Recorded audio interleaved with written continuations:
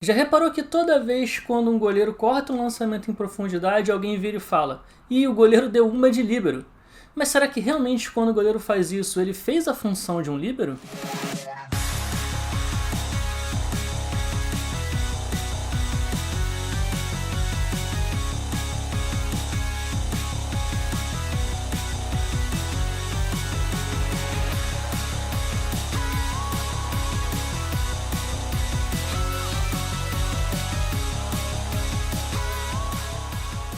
Fala galera, Bruno Pet na área para mais um vídeo, e hoje com um assunto um pouquinho diferente, um vídeo um pouquinho mais teórico, um pouquinho mais abstrato, um pouquinho mais conceitual. É porque toda vez que alguém vira e fala que o goleiro deu uma de líbero, isso me incomoda um pouco porque o goleiro ele efetivamente não tem como fazer todas as funções de um líbero efetivamente. Só que para entender por que disso, a gente precisa entender primeiro o que é a função do líbero. O líbero ele foi uma posição, uma função, na verdade, tática muito utilizada nos anos 70, nos anos 80, que durou ali até mais ou menos o início dos anos 90. Quando essa ideia do líbero surgiu, a maioria dos times eles usavam uma formação tática que a gente chama de WM, que é uma formação com uma espécie de 3-2-2-3 que fazem ali o formato das letras W e da letra M. E também naquela época a marcação individual, ou seja, a marcação homem a homem, ainda era muito predominante no mundo inteiro. Se a gente imaginar dois times jogando nessa formação WM, ou seja, um se defende com 3 defensores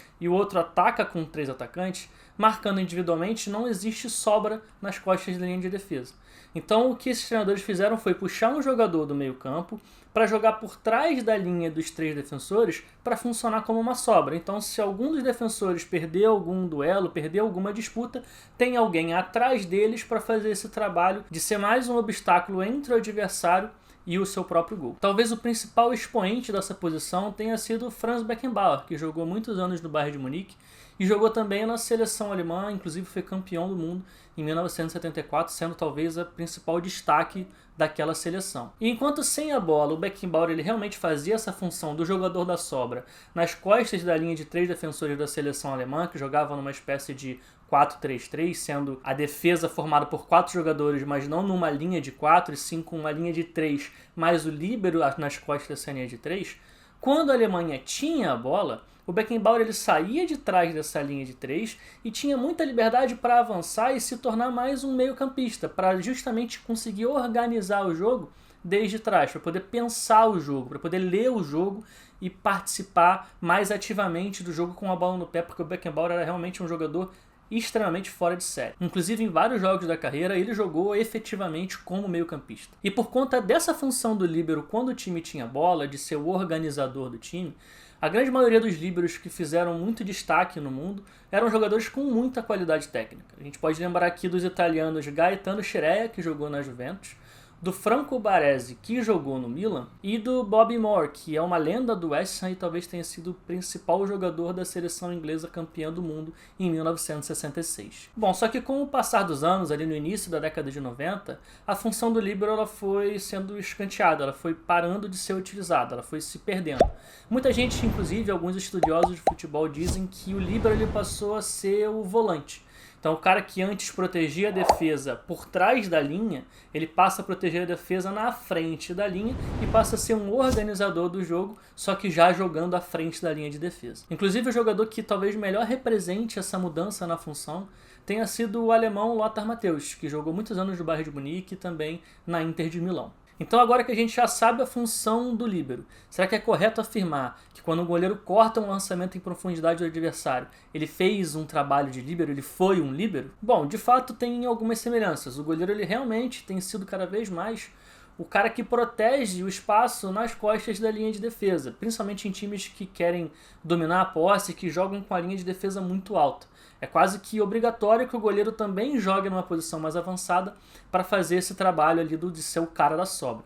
E também é muito comum no futebol a gente ver goleiros ajudando na construção desde trás. Cada vez mais comum a gente vê goleiros que trabalham muito bem com os pés e muitos treinadores hoje acham que isso é praticamente uma obrigação e nos times deles eles precisam ter esses tipos de goleiro para poder fazer com que o time efetivamente funcione. Só que por motivos intrínsecos à própria regra do futebol, que diz que o goleiro é o único jogador que pode pegar a bola com as mãos dentro da área, fica impossível que o goleiro faça todas as funções de um líbero efetivamente. O goleiro ele não vai ter a liberdade para poder avançar e se tornar um meio-campista quando o time tem a bola. Não faria muito sentido. E é exatamente por essa pequena diferença que faz com que o goleiro não consiga cumprir efetivamente a função de um líbero que algumas escolas do futebol no mundo criaram algumas nomenclaturas para definir esse tipo de goleiro. A escola inglesa, por exemplo, chama esse tipo de goleiro de sweeper keeper.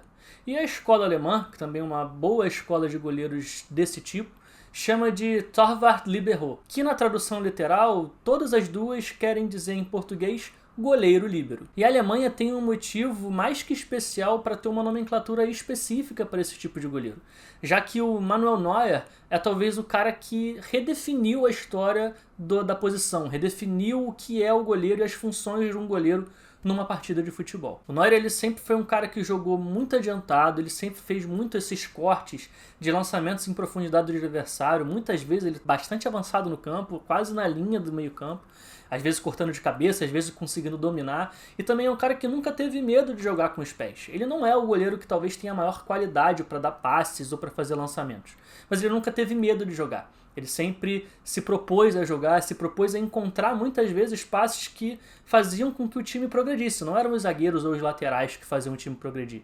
Muitas vezes, no Bayern de Munique, na Alemanha, os passes que faziam o time progredir vinham dos pés do Manuel Neuer. E tem alguns outros exemplos de goleiros no futebol que também fazem essa função.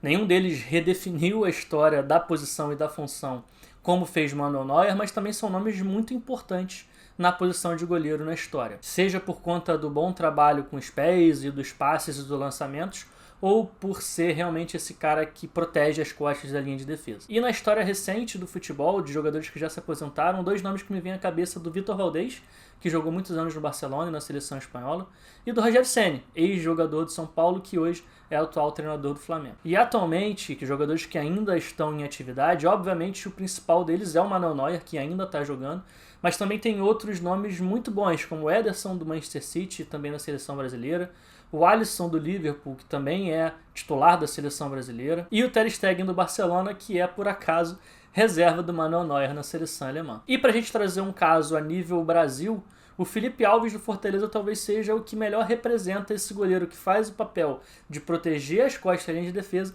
e que também tem muita qualidade com os pés para poder avançar e jogar e organizar o time. Bom, a conclusão então é que no Brasil a gente ainda não tem uma nomenclatura específica para determinar esse tipo de goleiro, o goleiro que faz essa função.